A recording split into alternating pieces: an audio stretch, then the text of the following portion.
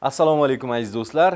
Yana e'tiboringiz markazida Aspect Plus ko'rsatuvi va biz trend bo'lib turgan mavzular yuzasidan fikrlar, mulohazalar, tahlillarni davom ettiramiz. Studiyamizning aziz mehmoni, ekspert, siyosatshunos Farhod aka Karimovlar. Assalomu alaykum. Alaykum assalom. Assalomu alaykum. Farhod aka, xush kelibsiz studiyamizga. Rahmat, xush bo'ling. Biroz tanaffusdan so'ng siz bilan yana Aspectda ko'rishib turganimizdan xursandmiz. Hafta davomida muhokama qilishga arzigulik bir qator yangiliklar, u yoki bu yetakchilarning bayonotlari yangrab o'tdi va sizni bu boradagi sharhlaringiz, fikr, mulohazalaringizni bilish biz uchun qiziq bo'ldi. Agar ruxsat bersangiz, asta-sekin bir yengilroqlardan boshlasak. Birinchi savolim, albatta bu yangilikni kuzatgan bo'lsangiz kerak, ya'ni bu yangilik biroz avval boshlanganda, ya'ni Amerika Qo'shma Shtatlarini hozirgi prezidenti Donald Trump hukumatga kelganidan so'ng o'zining bir qator rejalarini e'lon qilgandi. Ular orasida o'zining yon qo'shnisi Kanadani Qo'shma Shtatlarga qo'shib olish rejasi bor edi. Bu rejani amalga oshirishni bir strategiyasi deymizmi, bir rejasi sifatida yana bir bayonotni berdi shu haftada. Ya'ni agar Kanada AQShga navbatdagi bir shtat sifatida qo'shilsa, biz unga oltin gumbazni, ya'ni xavfsizlik nuqtai nazaridan oltin gumbazni taqdim etishimiz mumkin va haligi qovus ichida buni narxini ham bir aytib o'tishdi, 65 milliard dollardan oshiq bo'lar ekan, biz uni taqdim etishimiz mumkin deb. Bu Trampning bu bayonoti Kanadani o'ylantirib qo'yishi mumkinmi yoki Kanada bunga uchmaydimi? Nima deb o'ylaysiz? Endi Blefmi yoki bu haligi siyosatshunoslar tili bilan aytgan? Endi bilasizmi, hozir xalqaro darajadagi siyosatchilar ko'proq populist bo'lib qolishdi-da. Ya'ni odamlarni nima deydi, fikrini, e'tiborini ommaviy axborot vositalari orqali manipulyatsiya qilish va shu orqali qanchadir vaqt yutish yoki obro' qozonishga harakat qilishyapti. Ya'ni konkret bir yutuq bilan emas, qanaqadir bir shiorlar yoki bir shov-shuvli bir xabarlar orqali odamlarni fikrlarini manipulyatsiya qilish. Masalan, oldin xalqaro darajadagi siyosatchilar juda jiddiy bo'lardi-da. Va o'zi, misol uchun, saylovchilarini ishonchini oqlamoqchi bo'lsa, qanaqadir bir real harakat qilardi. Qandaydir urush to'xtatardi yoki askarlar olib chiqib ketardi yoki masalan soliq imkoniyatlarini berardi yoki va hokazo. Ijtimoiy sohaga ko'proq e'tibor berardi. Ya'ni aholi o'zini hayot turmush tarzida sezardi o'shani. Bugun esa hokimiyatga yo ultra o'ngchilar kelyapti, ya'ni ko'proq millatchilik yoki milliylikni o'ngrog'i bo'lgan shiorlar orqali kelyapti va qaysidir muammolarga oldingi yoki amaldagi bo'lgan hukumatlarni ayblash orqali obro' to'plashyapti. Real bir ish qilgani yo'q. Yoki bo'lmasa mana shunaqa bir olamshumul erishish qiyin bo'lgan, o'tgan asrlarda jaranglagan bir qanaqadir bir gigant mega loyihalarda populistik g'oyalar bilan olib chiqib ketishyapti. Masalan, Kanadadan 51-shtat bilan qo'shish taklifi yoki g'oyasi Amerikada doim bo'lgan. 20-asrda 70-yillardagi davrda ham prezidentlar aytishgan, boshqa qilgan, lekin populistik bo'lmagan bu. Bu shunchaki bir ijtimoiy iqtisodiy integratsiya sifatida taklif etilgan.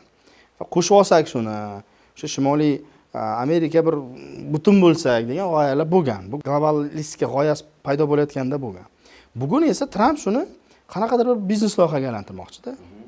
Ya'ni Grenlandiyani ham olish, boshqasi ham bu g'oyalar qanaqadir integratsion loyiha emas, bir savdo loyihasiga, bitimga o'xshab qolganda, ya'ni palon pul beraman, sen menga shunaqa o'ta qol. Bu pullarni esa borib Trump arablardan olib kelmoqchi. Milliard emas, trillionlab pul olib kelib, bu yoqda qanaqadir bir mega biznes loyihalar amalga oshirmoqchi bo'lyapti. Lekin Kanadaning bosh vaziri, yangi bosh vaziri, Kanadaning mustaqilligi bu savdoga qo'yiladigan yoki bitimga qo'yiladigan tovar emas deb aytdi. Ya'ni mustaqillik baholanmaydi. Milliardlab, trillionlab boshqasi bilan baholanmaydigan narsa va bu narsani qachon unutasizlar deyapti. To'g'ri, biz AQShning eng yaqin hamkorimiz. Ular o'rtasida chegara deyarli yo'q-da, o'tib qaytaverishadi. Nomiga viza tizimi bor. Kanada fuqarolari, misol uchun, ma'lum bir muddatda Amerikada istiqomat qilaveradi. Oldi berdisi ham, pul aylanmasi ham, savdo aylanmalari ham deyarli chegara yo'q. Ya'ni AQSh iqtisodiyoti uchun uning siyosiy qo'shilishligiga aslo olganda unaqa katta ehtiyoj yo'q.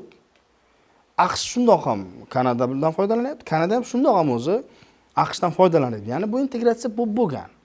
Bu Yevropa ittifoqidagi davlatlarga o'xshab. Lekin buni populistik olib chiqishlik bir odamlarni yangi bir diqqatini tortish uchun bir vosita sifatida foydalanyapti-da. Kanada ko'proq siyosiy nuqtai nazardan, iqtisodiy emas, siyosiy nuqtai nazardan ko'proq London bilan bog'liq, Vashingtondan ko'ra. Ular hali ham o'sha Buyuk Britaniyani o'ziga xos bir oldingi mustamlakasi demaymiz-ku, oldingi o'sha o'z tizimini saqlab qoladi. Hali ham o'sha gubernatorlari qirol bilan ramziy unaqalarda qatnashishadi. Tadbirlarda, ya'ni qirolning hurmatini bajo qilishadi haligacha. Bo'lmasam Kanada to'liq mustaqil davlat, siyosiy, iqtisodiy jihatdan. Ana shuning uchun ham bu an'ana deymizmi, qadriyatni Kanada buzmaydi hech qachon. Lekin Tramp vaqti bilan qitiqlab qo'yapti. Bu ritorikaga aylanib qoldi oxirgi paytlar va Kanadaga o'ziga xos bir qanaqadir bir signal bermoqchi bo'ladimi, boshqa bo'ladimi? Aslida olganda Kanadada bunga ehtiyoj yo'q. Masalan, Tramp agar Kanadada qanaqadir biznes qilmoqchi bo'lsa, aslida olganda hozir ham to'siq yo'q. Kanada u shundoq ham ishchi kuchiga ehtiyoj sezib turgan davlatlardan bittasi. Ayniqsa professional mutaxassislikka ega bo'lgan. Va unga bu loyihalar shundoq ham o'zi kerak. Qurilish qilaman desa ham joy beradi Kanada.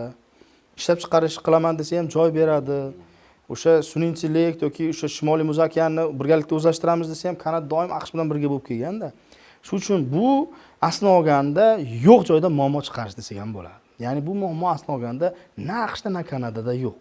Bu siyosiy populistik ritorikadan boshqa narsa emas. Bu Trampni ish yuritish uslubi sifatida qaratish kerak-da. Bevosita endi mavzu AQSh va uning prezidenti Donald Tramp bilan boshlangani uchun shu mavzuga yaqin va shunga oid bo'lgan yangiliklar, bayonotlarni sharhlab o'tib ketsak, hozir mana siz aytdingiz, hozirgi hukumatini bir populistik kayfiyatidan bir shingil deymizmi, ko'rinish. Mana shu Kanada bo'yicha aytilgan gaplar. Buni o'sha Trampning o'zini komandasi ham tushunib yetdimikan deb o'ylab qoldim navbatdagi yangilikni o'qiganda, chunki juda ham katta umid bildirgan va Amerikani number 1 deydi, birinchi raqamli tadbirkori Elon Musk kutilmaganda bir xabarni joyladi. O'sha hozir o'ziga tegishli bo'lgan Twitterda, keyin u hamma yoqqa chiqib ketdi. Ya'ni meni ish muddatim deymizmi, faoliyat muddatim yakuniga yetyapti. Men hukumatdan ketyapman deb. Bu o'sha Tramp hukumatga kelganda suyangan Amerikani yirik tadbirkorlari, milliarderlari uni asta-sekin tark etayotganidan dalolat beradi desak bo'ladimi? O'sha populistikligini sezib, balkim ba'zi bir rejalari yoki ba'zi bir takliflari amalga oshmasligini bilgan holda. Yo'q, bu yerda-chi gap faqat Tramp yoki Elon Muskda ham emas-da. O'zi keling, Elon Musk o'zi qanaqa siyosiy bir lavozimda ediki, uni tark etsa. U DOGA degan bir agentlik bor edi, ya'ni Department of Government Efficiency, ya'ni davlatning hukumat samaradorligini oshirish departamenti deylik. Uning vazifasi shu paytgacha samarasiz bo'lgan loyihalarni aniqlab, o'shani chek qo'yish. Shuning uchun ham Amerika Qo'shma Shtatlari turli xil dunyodagi loyihalarni chekladi. Masalan, Amerika ovozi va shunga o'xshagan bir qator matbuot yoki masalan inson huquqlariga qaratilgan milliardlab loyihalarini bo'ldi, bu samarada siz ekan. Bu shunchaki pul yuvish va hukumatdan pul o'g'irlash ekan bu aksariyati deb juda ko'pchilikni misol uchun chekladi. Va shunga o'xshagan boshqa loyihalarda ham, misol uchun katta-katta urushlardan chiqishini e'lon qildi, harbiylarni olib chiqib ketishini e'lon qildi. Bu hammasi o'sha DOGE departamentini mehnatida o'zi aslini olganda shu paytgacha ishladi. Lekin bu loyihalarni o'zi aslini olganda oldin ham iqtisod samaradorligi bo'lmagan. Bu Amerikani geosiyosiy o'rnini saqlab qolishga qaratilgan qaytib kelmaydigan xarajat edi bu. Ya'ni bunda moliyaviy profit yo'q. Bu shunchaki bir vaqtlar Sovet ittifoqi kommunistik g'oyani yoyish uchun Afrikaga milliardlab pul sarflagan-ku, shunga o'xshagan bir geosiyosiy mafkuraviy faoliyat bu. Ya'ni o'zini qudratini, o'zini ta'sirini davlatlarga, jamiyatlarga ushlab turish. Va bu narsalarni cheklab tashlashligi konservativ siyosatchilar, hatto respublikachilarning ham e'tiroziga sabab bo'ldi. Biz hamma narsadan chiqsak, o'rtamiyona davlatdan nima farqimiz qoladi? Hudud hamma narsani belgilamaydi. Braziliyada ham katta hudud bor, Avstraliyada ham katta hudud bor. Hudud hamma narsani belgilamaydi. Ta'sir doiramiz bilan biz Amerika edik. Biz hamma narsadan chiqib ketsak deyapti. Unda Amerikaning qudrati siz aytgan America Great Again bo'lmaydi degan juda ham katta bosim bo'ldi. Hattoki Trampni hukumatga olib chiqqan siyosatchi, kongressmenlarni o'zi tomonidan ham.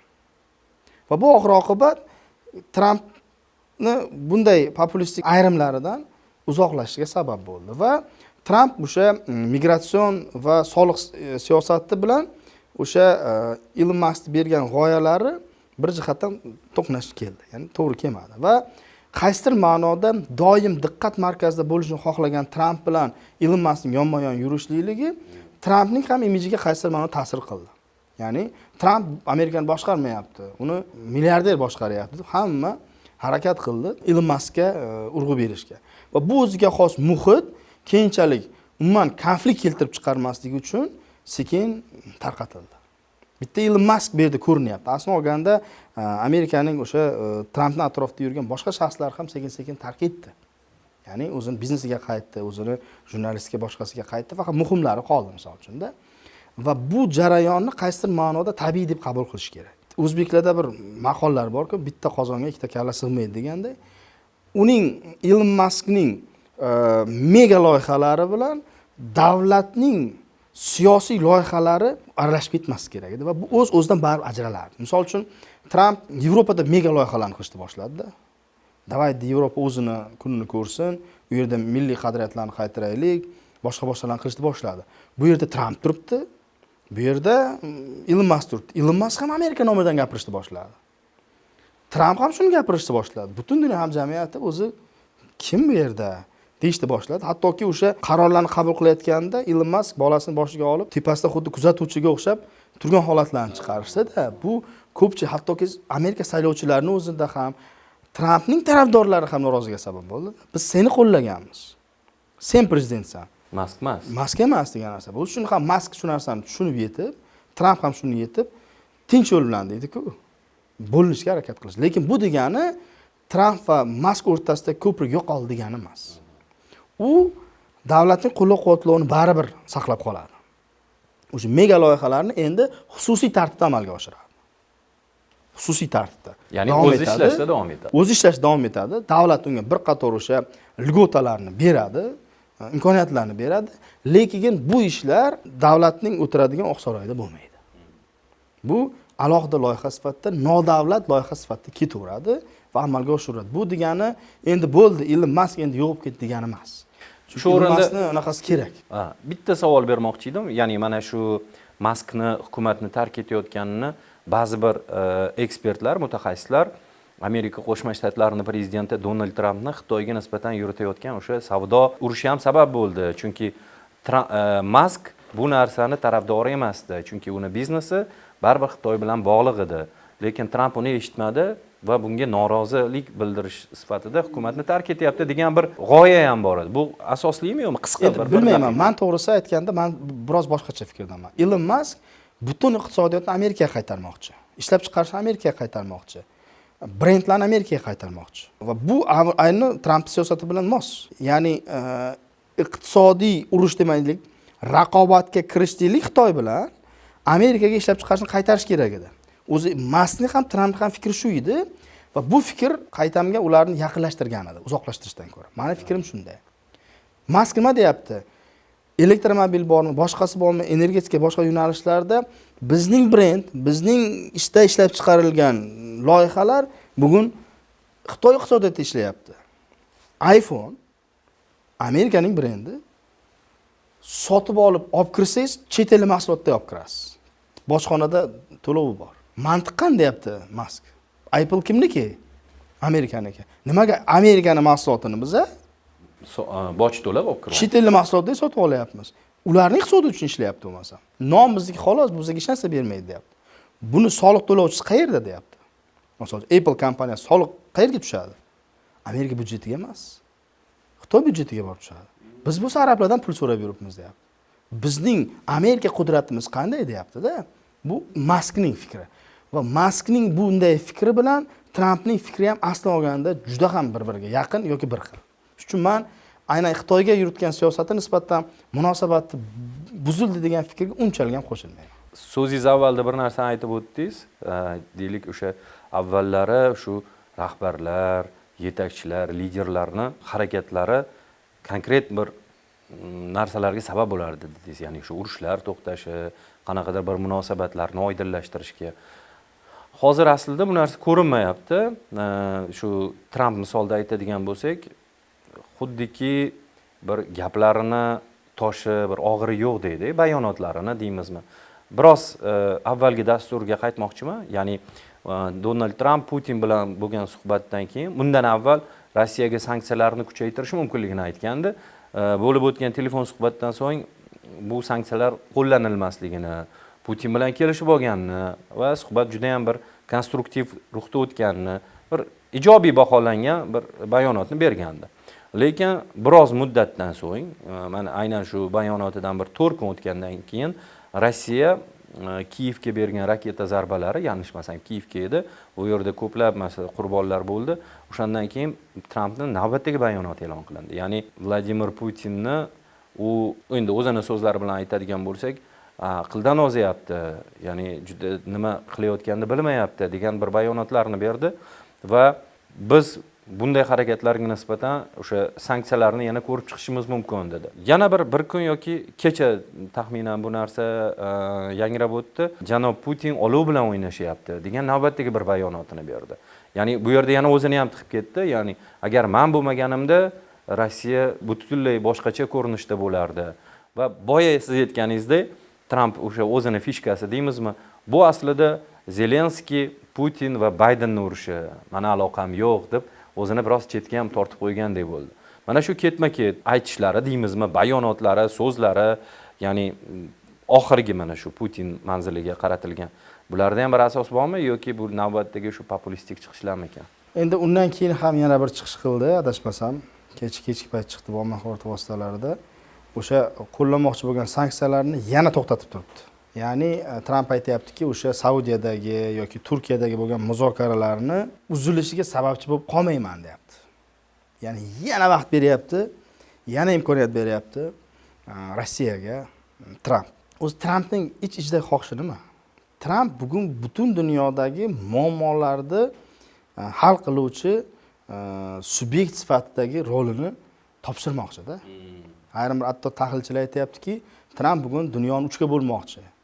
Shuni so'ramoqchi edim. Birini Rossiya, qolgani AQSh. New York Times'da chiqdi shu maqola. Degan fikrlar ham chiqyapti. Bu fikrlar qayerdan chiqyapti? Buni urug'i qayerda? Urug'i Tramp bugun AQShga aloqasi bo'lmagan urushlardan, muammolardan o'zini chetga tortayotganida. Haqiqatan ham u deyapti, bu deyapti, lekin baribir real qadam tashlamayapti. Hattoki askarlarni olib chiqishini ham e'lon qilyapti. Moliyalashtirish qisqarishga harakat qilyapti. Va mana bu vaziyatdan kelib chiqib, biz o'sha dunyo hamjamiyati va tahliliy markazlarni Trampni o'sha dunyo politsiyasi deymizmi, AQShning yoki dunyoni o'sha yetakchi eng birinchi o'rindagi subyekt sifatidagi rolini topshirmoqchi degan bir tahliliy ma'lumotlar, hatto tanqidiy ma'lumotlarni ham o'qiyapmiz.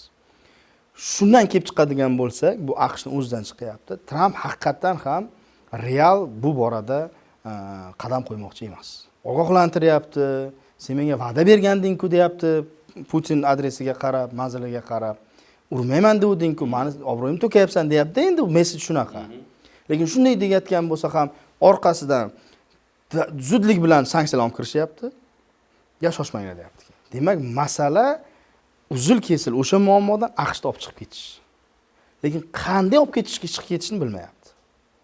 Ya'ni shunday tashlab chiqib ketsa, unda uni tarafdorlari ham hattoki u yerdan chiqib ketish tarafdori emas. Trampning tarafdorlari AQShning u yerdan chiqib ketishda tarafdori emas. Seni qo'llaymiz deyapti Trampga. Lekin bu urush yoki bu muammoni tashlab chiqib keta olmaymiz deyapti. Shunday hammasini tashlab. Uning ham gapiga unaqa qilyapti. Unda nima deyapti ularga qarab? Men borib gaplashib kelaman deyapti. Bu masala o'z-o'zidan tugaydi deyapti. Putin ham Zelenskiy ham imzolaydi deyapti. Shunda deyapti, biz eson-omon yuzimizni saqlagan holatda chiqib ketamiz bundan deyapti. Lekin o'shani qila olmayapti Tramp. Rossiya va Putin esa bu vaziyatni juda ustalik bilan ko'rib turishibdi. Va imkon qadar bu muzokaralarda, bu jarayonda ko'proq foyda bilan chiqishga harakat qilyapti. Rossiya Ukraina mavzusiga birozdan so'ng yana qaytamiz.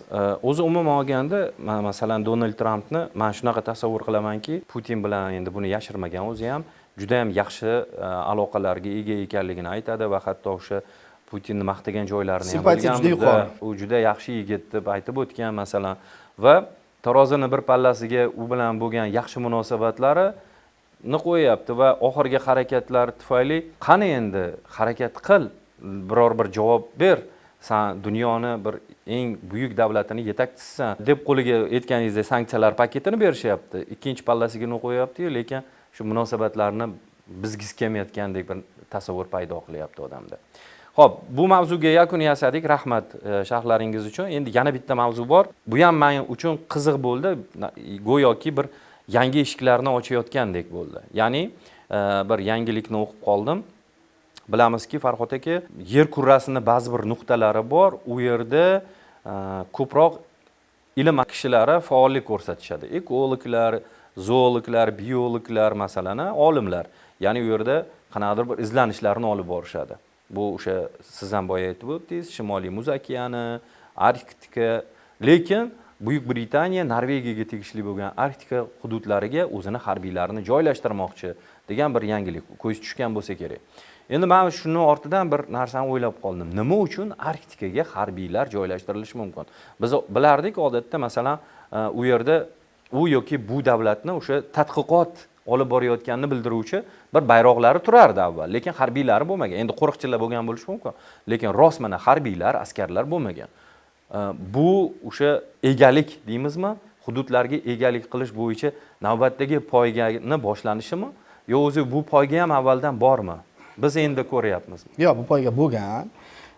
Bilasizmi, mana hozir 21-asrni birinchi choragi tugayapti. Meni nazdimda insoniyat, ya'ni imperializmga qaytayotgandek. Ha, shunaqa. Juda bir tambek bo'lyapti-da. Yengil qo'yayotganda bemaza holat. Bizga o'xshagan mana rivojlanayotgan o'rtadagi davlatlar uchun bu qaysi ma'noda tahdid ham. Ya'ni hamma eski imperiyalar uyg'onayotganda. Buyuk Britaniyada ham, Yevropada ham va boshqa davlatlarda ham kuzatish mumkin. Turkiyada ham yo'q deb bo'lmaydi bu kayfiyatni. Rossiyada bor. Men hali o'ylab o'tirman, shu Yaponiya ham qo'zg'alib qolmasa. Endi Yaponiya aholisi qarib ketgan, shuning uchun ularda qiyin bu. Ularga ko'proq tinchlik kerak hozir, nafaqachilik. Endi shundayda, endi ularga ko'proq tinchlik kerak. Lekin qolgan hali yosh davlatlar yana o'sha imperialistik kayfiyatni uyg'onayotganda. Bu ko'p jihatdan mana shu Ukraina bilan bog'liq bo'ldi va boshqa bo'ldi. Aslini olganda bu kayfiyat va mana dunyoni bo'lib olish, ayrim bir hududlarni ta'sir doirasiga tushib qolishi hech qachon yo'qolmagan. Bu davlatlarda-da. Masalan, mana biz hammamiz G'azoni ko'ryapmiz, Ukrainani ko'ryapmiz, Suriyani ko'ryapmiz, hammamiz shu bilan bezovtamiz. Bu aslini olganda katta bir naqani bir bo'lagida tortishuvlar, dunyo darajasidagi tortish. Dunyoda katta yirik davlatlar dunyoni boshqa hududlarda bo'lib olish jarayonini anchadan beri davom etyapti. Arktiyani o'zida har yili borib suvosti kemasida bittasi borib muzdek joyiga borib bayroqni qo'yadi, plasmas bayroq.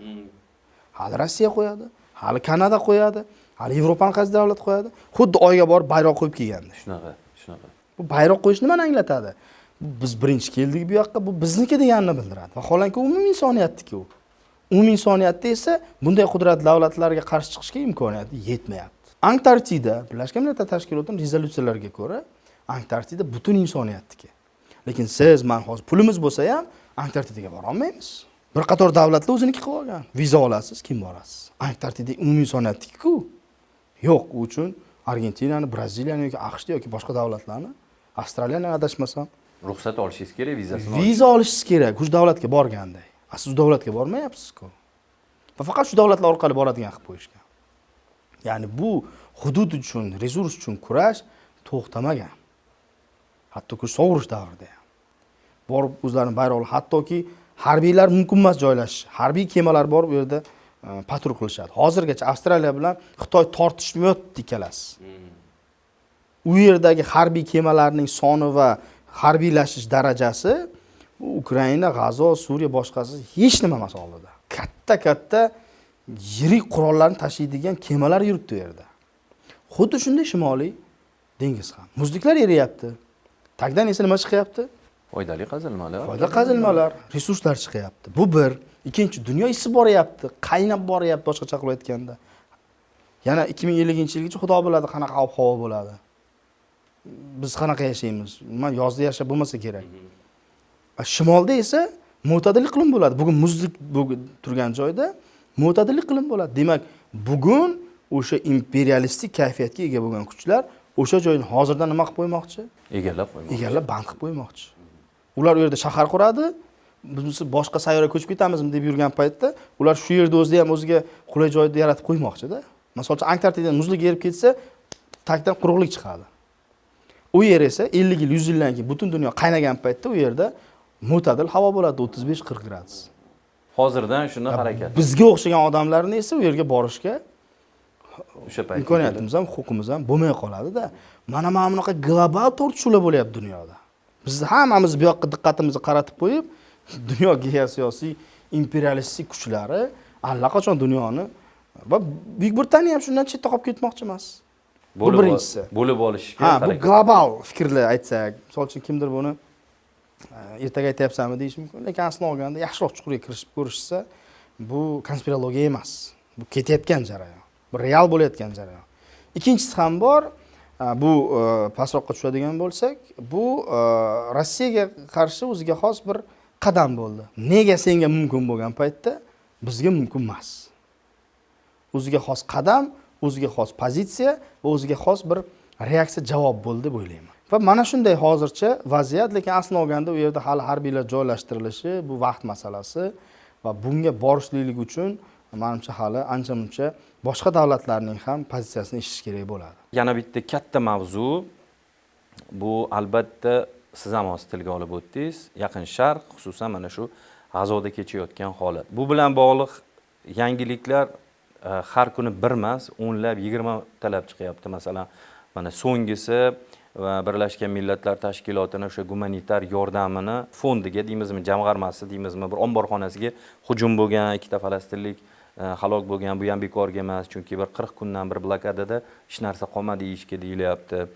Va mana shu o'tib borayotgan haftada bir qator bu bilan bog'liq yangiliklar, voqealar bo'ldi, holatlar. Birinchisi juda ham achinarlisi, o'sha navbatdagi raketa zarbalari oqibatida yosh bolalar va ayollar halok bo'ldi. Uni ko'rgan bo'lsangiz kerak, 40 dan oshdi deyishdi va o'sha 2023-yilgi boshlangan o'sha harbiy harakatlar davomida hozir ko'rdim statistikasini, o'lgan bolalar soni 18 mingdan oshibdi. Bu hali jasadi aniqlangan, topilganlar, hali buzilgan binolarning tagida qanchasi bor. Dahshatda endi. Buni boshqa nima deydi, ta'riflash imkoniyati yo'q. Maqsadi nima o'zi Isroilni? Masalan, nimaga unaqa deyapman? Keyingi xabarni ham bir aytib o'tsam, Benyamin Netanyahu o'sha o'zini Knessetida yig'ilishda menimcha buni aytib o'tdi. Hamasni rahbari, hozirgi rahbari Muhammad Sinvar o'ldirildi. Uni u bilan birga bo'lgan o'sha 20 ta yordamchisini ham yo'q qildik dedi. Agar Hamasni yo'q qilish kerak bo'lsa, menimcha maqsadiga erishib bo'ldi, lekin uni harbiy harakatlari davom etyapti, to'xtamayapti-ku. Nima o'zi maqsadi degan savol yana bir aniq chiqyapti.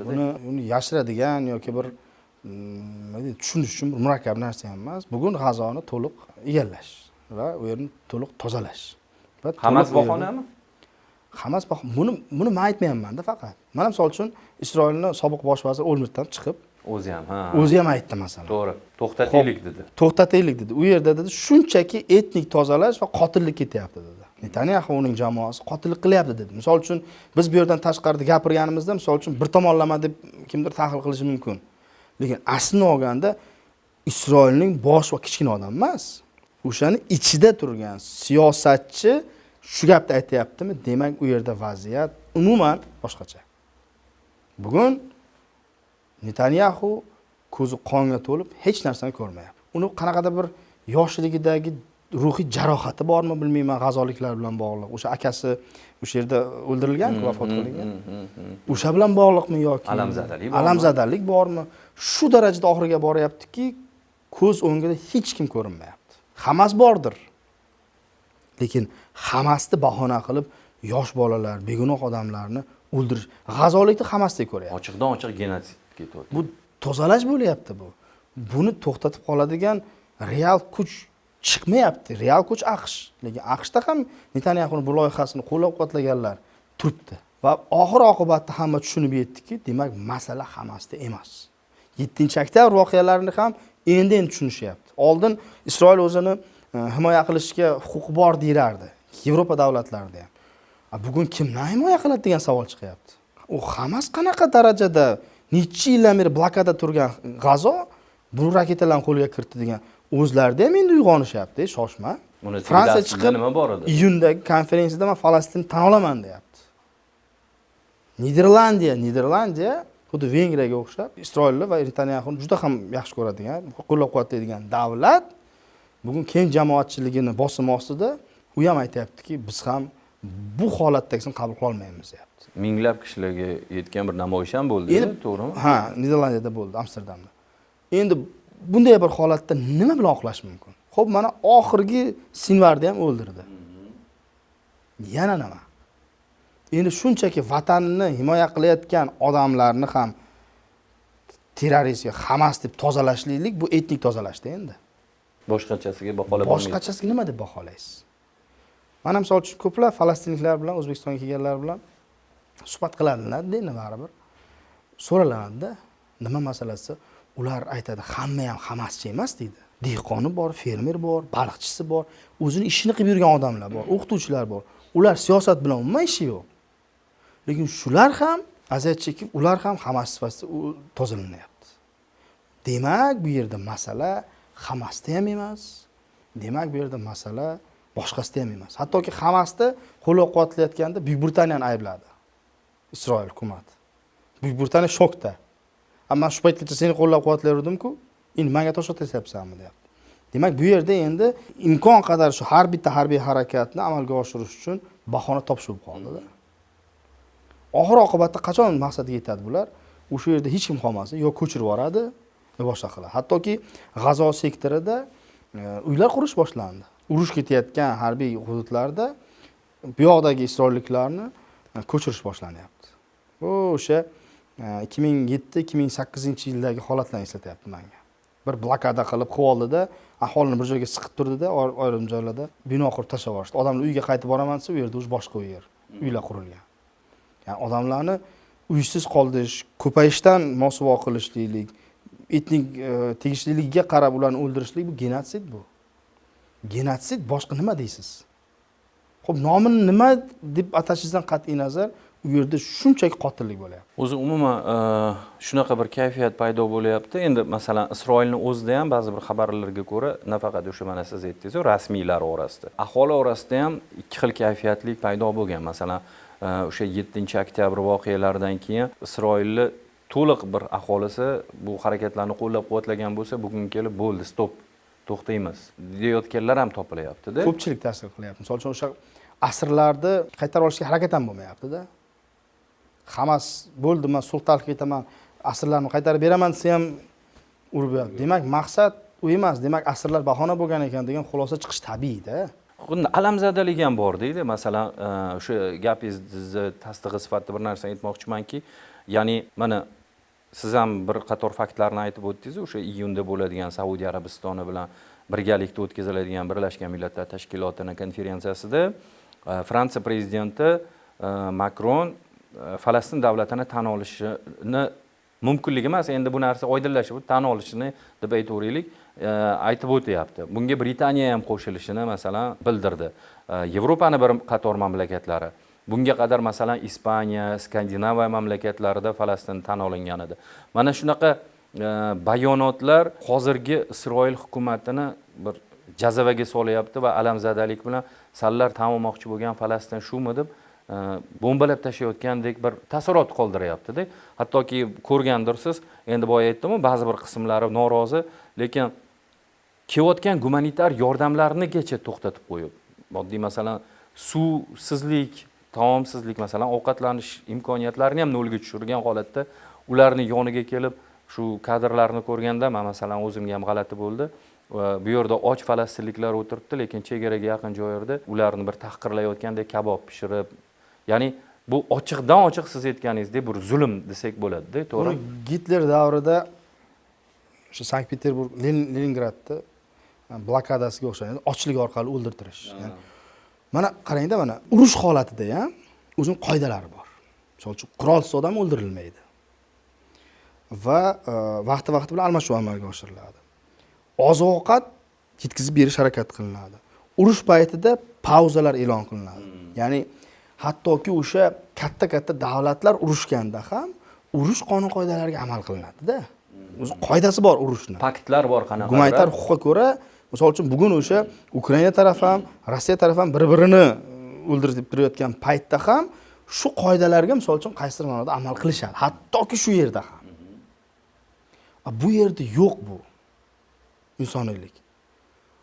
Hech qachon bayroq ko'targan yoki qurolsiz odam o'ldirilmaydi. Bu harbiy jinoyat bu.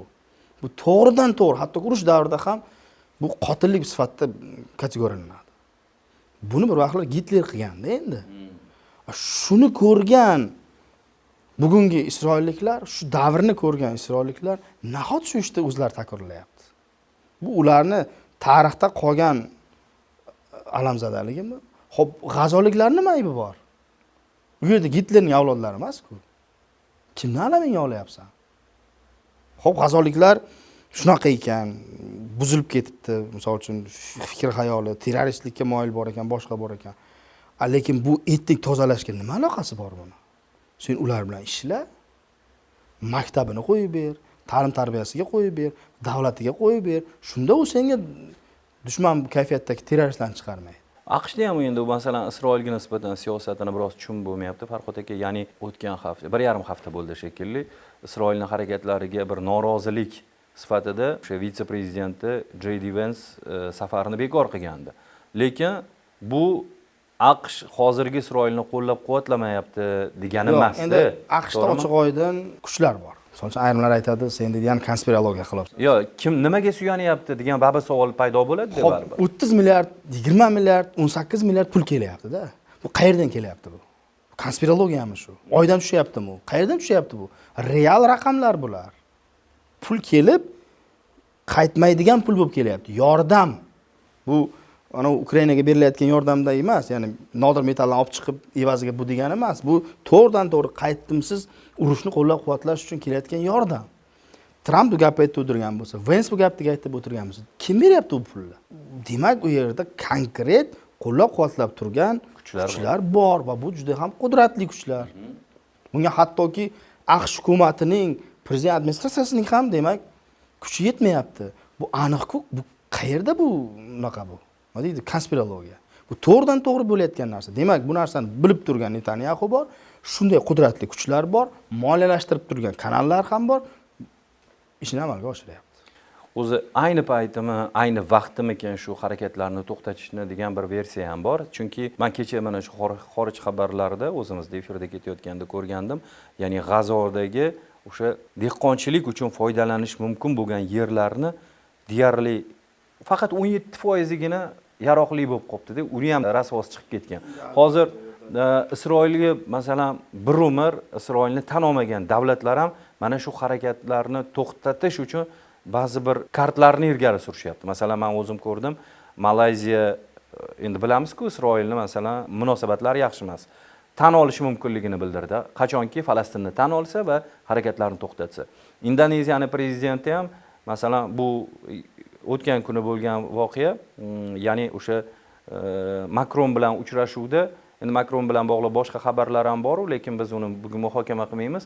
Makron bilan bo'lgan uchrashuvda agar Isroil harakatlarini to'xtatsa va Falastin davlatini tan olsa, Indoneziya Isroilni tan olishi mumkinligini bu katta minbarda bildiryapti. Ya'ni Makron bilan uchrashuvda shu narsani Indoneziya prezidenti aytib o'tdi. Ya'ni aytmoqchimanki, biroz mana shu harakat tufayli yana oqlanib olish va nimadirni qo'lga kiritish, ya'ni uni tan olinishini qo'lga kiritish imkoniyati bo'lib turgan hozirgi paytda to'xtatishi mumkinmikan yoki u oxirigacha boradimi siz aytganingizdek o'sha butunlay bu kerak emas. Senlarni tan olishing menga kerak emas deyapti ochiqchasi. Menga nima ham berarsen tan olishing deyapti-da, oxirigacha ketyapti. Ya'ni chegara qolmayapti. O'zi uchun o'sha axloqiy ushlab turadigan ruhiy chegarasi ham yo'q hozir. Va u shunga kirib bo'lgan. U qonni ta'min olib bo'ldi ular. Va endi oxir-oqibat o'zini siyosiy umrini jo'natish, uzaytirish uchun shu loyihalarni endi oxirigacha oldi. Birdaniga ham, misol uchun o'zi 40 kilometr u yog'i bu yog'ida, misol uchun katta hudud ham emas aslida olganda. Lekin shu joyda qancha urushni maydalab cho'zishlik uning siyosiy xatti-harakatlarini asoslab beryapti. Juda ham katta umidni ekspertlar, mutaxassislar va mana shu voqealarni sharhlayotgan siyosiy sharhlovchilar umid qilayotgan bir hodisa bu o'sha iyun konferensiyasi. Biz ham umid qilamiz, zotan bizni hukumatni pozitsiyasi ham shu, ya'ni mustaqil Falastin davlati u yerda barpo bo'lishi kerak degan. Bizning pozitsiyamiz ikkita davlat. Biz real holatdan kelib chiqyapmiz. Bugun Isroilni tan olmaslik yoki Isroilni ko'rmaganga olishlik ham yechim emas. U bugun real bor, qo'lida armiyasi, kuchi, hattoki tan olinmagan norasmiy yadroviy qurolga ega bo'lgan davlat. Buni bilib turib, yo'q deb deyish ham o'zi mantiqqa to'g'ri kelmaydi, kulgili. Shuning uchun Isroilni ham, bugungi kundagi Falastinni ham real tan olish pozitsiyamiz O'zbekiston. Biz shunday yechimni ko'ryapmiz, chunki boshqasiga yechim yo'q. Boshqasi faqat navbatdagi urushlarni keltirib chiqaraveradi, qolgan har qanday yo'l tutsangiz. Endi shu iyundagi konferensiya balkim bu masalaga biror bir yechim berar, chunki u yerda o'sha hozir real vaziyatda fikrlar o'zgargan. Masalan, avvalda Isroilni qo'llab-quvvatlagan davlatlar siz aytganingizdek hozir umuman 180 gradus boshqa fikrda. Endi balkim shu sabab bu yerdagi xunrezliklar to'xtar. Umid qilamiz shunga. Keyingi mavzuga o'tmoqchiman. So'nggi mavzuyimiz Rossiya Ukraina. Bu urush ham baribir har ko'rsatuvda tilga olyapmiz. U yoki bu voqealar bu yerda ham bir odatiy holga aylanib qoldi. Ukrainani o'sha Rossiyani dronlar orqali zarbalar berayotgani, javob tariqasida esa katta kuch bilan Rossiya raketalar bilan Ukraina hududiga zarbalar berayotgani. 2-iyun kuni Istanbulda Rossiya Ukraina muzokaralarining navbatdagi raundi bo'lib o'tishi e'lon qilindi. Bundan ham nimadir kutsak bo'ladimi? Bir ijobiy o'zgarishlar bo'ladimi? Siz masalan kuzatuvchi sifatida yoki bu ham o'sha rasmiyatchilik uchun o'tayotgan uchrashuvlardan navbatdagisi bo'lib qoladimi? Yo'q, endi to'g'ri, masalan, muzokaralarda urush tugaydi deb aytib bo'lmaydi, chunki o'zlari juda ham bir daraja ham bunaqa yuqori bo'lmayapti-da, tashrif buyuradiganlar. Tubga kirib qolishgan, ikkalar ham bir-birlariga real taklif etadigan narsasi yo'q. Xohlamaydi ham. Ukraina ham o'zining yerlarini, 4 ta hududini yo'qotmoqchi emas. Xersonni ham, Zaporojyeni ham, undan oldingiz Donetsk, Luganskni. Va Rossiya ham endi shunchalik urushdim, bu hududlarni shunchaki chiqib ketmayman. Hech narsasi ketmayman. Agar shu holatda tan olsalaring to'xtash mumkin deb. Ikkalasi ham hozir kompromisga boradigan holatda emas. Ikkalasi ham kompromisga bormaydigan bir sharoitda Yevropa ham, AQSh ham, boshqasi ham kelib aniq real chora ko'ra olmaydi. Tan olishimiz kerak. Faqatgina vaziyatni murakkablashtirishi mumkin. Va bu murakkablashish kun sari odamlarning minglab o'lim bilan kuzatilyapti-da. Ikki tomondan ham. Rossiya ham buni hech narsa yo'qotdi bo'lmaydi, 100 minglab odamlar yo'qotildi va yoshga kuchga to'la kirgan, yetti millat kelajagi bo'lgan yigitlar qurbon bo'lyapti. Ukraina ham xuddi shunday. Shunday ekan, bu kichkina natijani hozir bo'lsa ham xursand bo'ladigan paytdamiz hozir. Ya'ni mana shu Istanbuldagi, Turkiyadagi bo'ladigan muzokaralarda hech bo'lmasa necha kundagi sulh yoki masalan mana minglab asirlar almashishdi. Bu ham kichkina yutuqda. Hozir bu muzokaralardanchi katta narsani kutib bo'lmaydi. Ya'ni bo'ldi mana, bu yoqdan Putin keldi, bu yoqdan Tramp keldi, bu yoqdan Zelenskiy keldi. Ertadan urush yo'q. Qo'yishdi. Bo'ldi emas. Bunaqangi holatda emas hozir urush. Bugun u yerda real murakkab tupikka kirib qolishgan. Hammalari xohlashyapti bu yerdan chiqib ketishdi, lekin qo'yilgan talablari, shartlari, pozitsiyalari yo'l qo'ymayapti. Ba'zi bir kuchlar masalan shu urushni tugashini xohlamayotgan degan bir tasavvur. O'z urushdan doim manfaatdor bo'lishadi. Ichkarida ham tashqarida manfaatdor kuchlar bo'lgan. Men bir ozorga qaytaman. G'azo masalasiga qaytaman. G'azoni o'zida misol uchun tunnellar vazirligi bor ekanda. Shuni men ichiga bir oz kirib o'rganganday bo'ldim. Bu tunnellar bazasi ortidan 100 minglab million dollar daromad ko'rar ekan. Tunnellar vazirligi yoki shunga rahnamolik qilib turgan ayrim bir g'azolik kuchlar.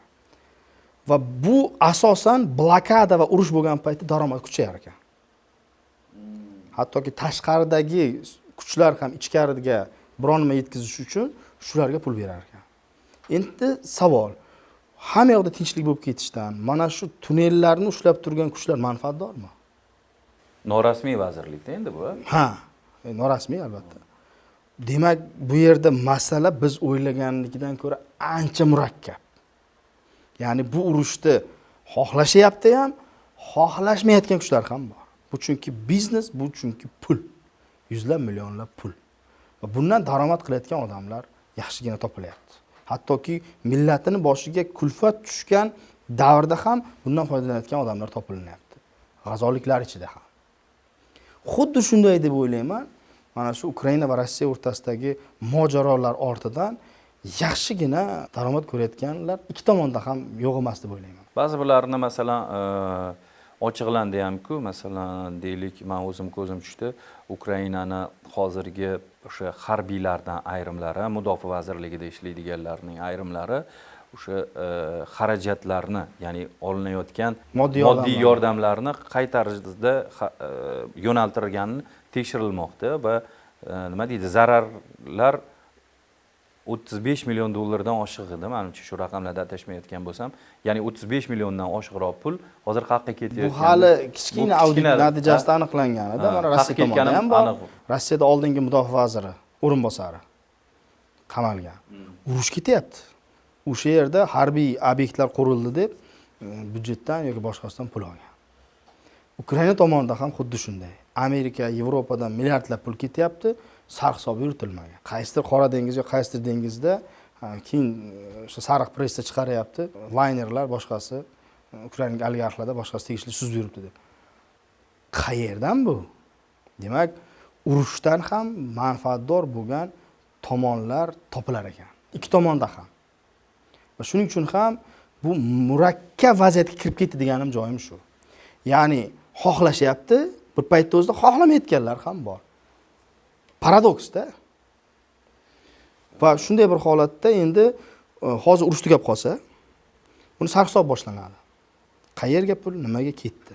Bundan qo'rqib turgan, yirik ta'sirga ega bo'lgan kuchlar ham bor-da, shaxslar ham bor. Bular imkon qadar nima qiladi? Urushroq ko'proqqa ko'tsin va bu yerda ro'yxatdan chiqaraylik bu xarajatlarni. Buxgalteriyasi so'z bilan aytganda spitsaniya qilaylik. Bugun o'sha spitsaniya qilmagan, ulgurmaganlar ham bor, ikki tomonda ham. Va bu yerda odamlarning umri sariq chaqaga ham arzimaydigan bo'lib qolganda, ming afsus. Biz 21-asrda insoniyat intellekt darajasi ko'tarilgan bir paytda hali ham mana shunaqangi muammolardan moso bo'lganimiz yo'q. So'nggi savolim bu mavzuga oid bo'lgan va umuman bugungi ko'rsatuvimizdagi hamkasblaringiz, aniqrog'i G'arbdagi ba'zi bir siyosatshunoslar, hattoki o'zimizga masalan shu ko'rsatuvga tashrif buyurgan ekspertlar ham shu fikrni ba'zilari aytib o'tishdi. Ukraina-Rossiya urushi shu yil yakuniga yetishi mumkin, ya'ni shu kech kuzda yoki qish boshida. Siz bunga ishonasizmi? To'g'risini aytsam, o'tgan yil oxirlarida mendan ham shu narsada, qaysi nashr esimda yo'q, bir joyda intervyu berganimda so'rashganida, men ham shunaqa degan edim. Ayni paytda qo'rqib ham ketaman. Nimaga asoslanib aytding bu gapni? Kundan kunga murakkablashyapti-ku deb o'zim savol beraman. Farhod, tinglovchilarga, boshqa kuzatuvchilarga oldin nima bo'lasan? Lekin siyosatshunoslar tendensiyani aytadi-da. Vanga emas u. Endi hozirgi voqealar rivojiga qarab turib aytasiz. Uni ayta olmaysiz siz. Biz unaqangi kuchga emagan emasmiz va siyosatshunos siyosatchi emas, u siyosiy qarorlarga ta'sir qila olmaydi. Bizga bo'lganda vakolat ertaga tugatardik urushda. Lekin siyosatshunoslar shunchaki tendensiyani ko'rsatadi. Ular borib qaror qabul qiluvchilar emas. Shu uchun hamma umid bildiryapti. Tendensiya qanaqa? 1 yil oldingi holatda bular uchrashishni ham xohlashmasdi. Bugun uchrashishni boshlashdi. Bu uchrashuvlar natijasida nimadir hal bo'lyapti. Sulh masalasi muhokama qilinyapti va bu tendensiya o'sish dinamikasiga ega ekan, taxminlar bo'yicha yana 4 ta 5 ta shunday muzokara raunddan keyin sulh masalasi urushni tugatish emas. Sulh masalasi kun tartibiga qo'yiladi degan tendensiya bor. Va buni ikki tomon ham xohlayapti. Qattiq versiyada aytayotgan bo'lsa ham, so'kinib aytayotgan bo'lsa ham aytayapti. Zelenskiy aytayapti. Men deyapti, istalgan joyga borib uchrashaman deyapti va gaplashaman deyapti. Qochib yurmasin deyapti. O'zini hamkasbiga nisbatan. Putin ham aytayapti, biz ham deyapti, tinch yo'llar bilan urushni hal qilishni xohlaymiz deyapti. Ya'ni bu gaplar oldin aytilmas edi-da. Men ko'rishmayman ham, boshqa qilmayman shunaqa, dedi shunaqa. Zelenskiy. Putin ham aytardi bu Tan yerda olmayman derdi. umuman hech kim tan olmayman. Bugun esa muzokaralar boshlanyapti va tinch yo'l bilan hal qilish uchun bir qator savollar tashlashyapti. Kim imzolaydi? Bu Zelenskiy hozir muddati tugagan, legitim ham emas, legal ham emas, yoki masalan Rada ham saylovdan o'tmagan degan masalalarni ko'rsatyapti. Ya'ni agarda boshqacharoq. shular bo'lganda biz imzolaymiz degan kayfiyat. 2 yil, 1,5 yil oldin bu kayfiyat ham yo'q edi. Demak, analitika va umumiy tendensiya agar foresight qiladigan bo'lsangiz, oldindan ko'ra bilish elementlarini ko'rib chiqadigan bo'lsangiz, bu yerda tendensiya urushni tugatish kayfiyatiga qarab ketayotgandek. Konfliktda tasavvur qilishingiz uchun o'z ilmda yuqori cho'qqisi bo'ladi. Bu pik konflikt deyiladi va past deyiladi. Mutaxassislar mana shu pikdan o'tganligini aytayapti hozir. Ya'ni biz ham konfliktlarni tahlil qilish natijasida o'sha pikdan o'tganligini aytayapmiz. Reverse, ya'ni ortga qaytyapti. Ha, ya'ni orqaga qaytyapti va pastga qarab ketyapti. Tendensiya shu. Bu qachongacha davom etadi desa, uzoq yilning oxirigacha bu pastga tushadi degan tendensiya. Lekin biz yana bir marta aytaman, biz siyosatchi emasmiz. Tushunarli. Biz siyosiy qaror qabul qilishda ta'sir etolmaymiz. Bitta siyosatchi chiqib, bitta umuman kutilmagan qaror qabul qilib qo'ysa, bu prognozlarimiz, bu tahlillarimiz hammasi chetga chiqib ketib qolishi mumkin. Shuning uchun bu narsani to'g'ri qabul qilish kerak. Endi bu eng minimum yaxshi umid deylik. Hech bo'lmasa umid qilib kutish. O'ylaymiz amalga oshadi bu. Zero o'sha aytganingizdek tinch aholi vakillaridan qurbonlar bo'layotgani eng achinarli. Men har ko'rsatuvda aytaman, urush bu minglab, millionlab onalarning yig'isidan paydo bo'lgan la'nat deyiladi. Mana shunaqa jumlani o'qigandim. Xo'p, o'zi aslida Farhod aka bitta ko'rsatuvni siz bilan bir mavzuda qilmoqchiman va shu ko'rsatuvga hozir biroz kirish qilib o'tib ketishingizni xohlayapman. Chunki Suriya haqida suhbatlashganimizda juda ham chiroyli ochib bergan edingiz. Suriya bilan bog'liq jarayonlar hozir qizg'in ketyapti, kuzatayotgan bo'lsangiz, o'sha siyosiy jarayonlar, nizolar, u yerdagi ba'zi bir harakatlar, to'qnashuvlar. Shuning uchun bu katta mavzu bo'lgani uchun bugun tilga olmadim, lekin nasib bo'lsa birozdan keyin yana tashrif buyurasiz aspektga Suriya haqida, faqat Suriya haqida gaplashamiz. Bitta yangilikni aytmoqchiman. Bir necha 10 yilliklar ichida birinchi marotaba ko'zingiz tushgan bo'lsa kerak, Suriyada Amerika Qo'shma Shtatlarining elchixonasi ochildi. Bu Suriya barcha o'sha negativ nima deydi, kutilmalarga teskari holatda tinchlik tomon tashlayotgan yana bir qadami deb baholasak bo'ladimi? Chunki xabaringiz bor, parchalanib ketishi mumkin, muvaqqat hukumat yaqinda ag'dariladi. Mana shunaqa bir fikrlar ham bildirilgandi, kutilayotgandi masalan. Shunaqa kutilayotganlar, rejalar haqida bayonotlar ham aytib o'tilgandi bir. Endi bir geosiyosiy tahlil qiladigan bo'lsak, Qisqa. Bir geosiyosiy kuchni o'rnini ikkinchi geosiyosiy kuch egallashi sifatida ham ko'rish mumkin. Oldin Rossiyaning elchixonasi birinchi raqamli elchixona edi. Bugun esa Trampning Yaqin Sharqqa tashrifidan keyin, Ashara bilan uchrashgandan keyin bu yerda og'a almashayotgandek. Ya'ni Amerika Qo'shma Shtatlari elchisi keldi. Lekin nima bo'lishidan qat'iy nazarchi, urushning, umuman fuqarolik urushining tugatilishi bu ijobiy tendensiya. Tushunarli. Lekin buni xohlamayotganlar ham bor-da. Ya'ni hammasi biz o'ylaganchalik xamirdan qil sug'urganchalik kechgan emas. U yerda hali ham proksi kuchlar ko'p. Ashar oldi mana shu bir vaqtlar o'zi foydalangan proksi kuchlarni endi yo'qotish vazifasi turadi. Masalan, bir vaqtlar unga yordam bergan kuchlar endi boshqalarga yordam bermaydigan kafolat yo'q-da. Eronning ham o'ziga xos hali u yerdagi proksi kuchlari yo'qolib ketgani yo'q. Rossiya butunlay chiqib ketgani yo'q. Turkiya 1000 Asharani qo'llab-quvvatlagani bilan uning ta'siri ostidagi bo'lgan hududlarni tark etib ketish niyati yo'q. Qatar va Birlashgan Arab Amirliklari u yerga qanchalar pul tikdi, endi shunday tashab ketish niyati yo'q. Ya'ni bu yerda hali Ashara oldi qilish kerak bo'lgan ishlar juda ko'p. Va bu uni oldida turgan o'ziga xos bir sinov. Agar o'zi bir vaqtlar mujohid bo'lib, o'zi bir vaqtlar shu proksi kuch bo'lib, o'zi bir vaqtlar harakat bo'lib hokimiyatni egalladi, endi shu narsa qaytalanmasligiga hech kim kafolat bermaydi. Asadlar oilasi ham inqilob bilan kelgan. Hafiz Asadning uning taqdiri shu bilan tugadi. Mana e'tibor beraylik, kim inqilob bilan kelgan bo'lsa-chi, Yaqin Sharq mintaqasi davlatlar xuddi shu yo'l bilan ketgan. Harbiy Inqilob to'ntarish bilan qilgan ag'darilgan. Muammar Qazzafiy shu bilan ketdi. Saddam Husayn harbiy inqilob qilib shu bilan ketdi. Mursi masalanda, endi Mursi to'g'ri saylov boshqa narsalar ham aralashtirishga harakat qildi-yu, lekin umuman olganda inqilobiy yo'llar texnologiyalarni ishlatishdi. Bugun Ashara shu bilan keldi. Va siyosiy agar xronologiyani olsangiz, shu bilan ketish ehtimoli bor. U yerdagi buni oldini olish uchun esa u dunyoviy davlat bo'lib, barcha jamiyatdagi kuchlarni manfaatli inobatga olish kerak. Bu esa bugun uning siyosatda har doim ko'rinmayapti. Druzlarga hujum bo'ldi, alaviylarga hujum bo'ldi va boshqa ayrim bir guruhlarga hujum bo'lyapti-da. Bu navbatdagi fuqarolik urushini keltirib chiqarish mumkin. Chunki ularni moliyalashtirmoqchi bo'lgan kuchlar hali ko'p dunyoda. Suriyada o'yinbuzarlar juda ham ko'p. Masalan, AQShda nafaqat elchixonasi, AQShda butun boshli harbiy kontingenti bor edi Afg'onistonda. Afg'oniston tinchib qolmadi-yu. AQSh ketishi bilan o'zini ag'darib tashladi Tolibon. Shuning uchun bunday jarayonlar juda murakkab. Buni yuzaga qarash kerak emas-da. Va uni 2-3 ta video bilan hamma zo'rib ketibdi, qarasak emas. Buni orqasida juda ham murakkab vaziyat. Kichkina kabinetlarda hal bo'ladigan narsalar bor-da bu yerda. Shuning uchun AQShning albatta bu yerga kelib tinchlikni o'rnata olsa, bu faqatgina qo'llab-quvvatlash mumkin. Lekin u aytilayotgan masalalarday hammasi yengil va oson emas u yerda.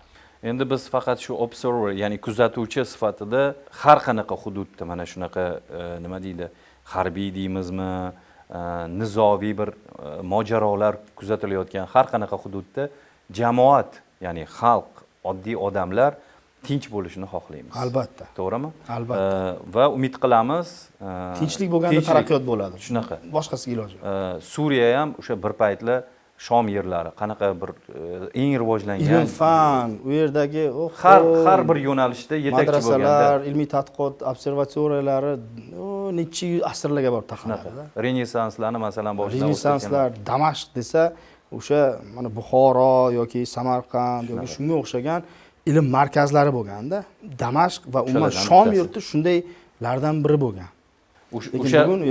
O'sha tinchlik zamonlar qaytishiga umid qilamiz.